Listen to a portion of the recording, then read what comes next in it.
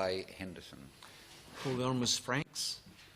Thank you, Mr President. I rise tonight on behalf of the Greens to speak in support of this motion. The Greens believe that equitable access to mental health support within the workplace is an imperative that goes beyond the boundaries of occupation or organisation. Research has continually showed that working as a first responder is one of the few occupations where workers are repeatedly placed in high-stress and high-risk situations. On a daily basis, police officers are subjected to traumatic calls, including child abuse, domestic violence, car crashes, homicides. Repeated exposure to these stresses and events has been associated with the development of mental illnesses, such as anxiety, depression, somatisation, post-traumatic stress and burnout.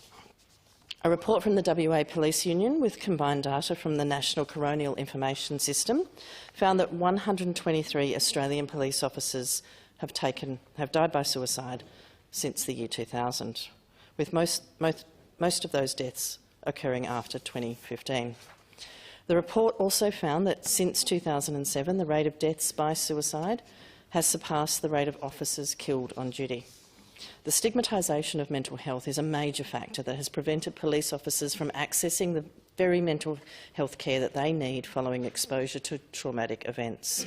2018 Beyond Blue report found that employees in the police had substantially higher rates of psychological distress and probable PTSD, yet police officers who suffer from a mental illness are not treated with the same sympathy and respect as officers who are suffering from a physical illness.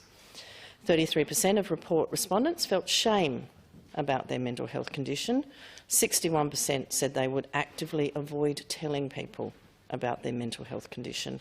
It is clear that a combination of not only police work but also organisational and managerial cultures in which policing is carried out is contributing to psychological harm. The Answering the Call national survey, Phase 2 of Beyond Blue's National Mental Health and Wellbeing Study of Police and Emergency Services, also found that poor workplace practices and culture were just as debilitating as exposure to trauma. Most respondents making workers' compensation claims found the process to be unsupportive, stressful and reported that it had a negative impact on their recovery. Among employees with probable PTSD who did make a claim, 75% felt it had negative impacts on their recovery, with only 8% reporting positive impacts on that recovery. We have an obligation as legislators to ensure that all workplaces have appropriate systems in place to ensure that all South Australians, no matter who they work for, are given the needed protections and support to allow them to do their jobs safely. There is an obvious need for extra support measures for police officers in dealing with mental ill health, and the Greens look forward to this committee contributing to making better outcomes, not only for all police officers, but I note with the amendments from the Honourable Frank Pangelo and SA Best, those first responders more broadly. With that, I support the motion. The Greens will support the Honourable Frank Pangelo's amendments.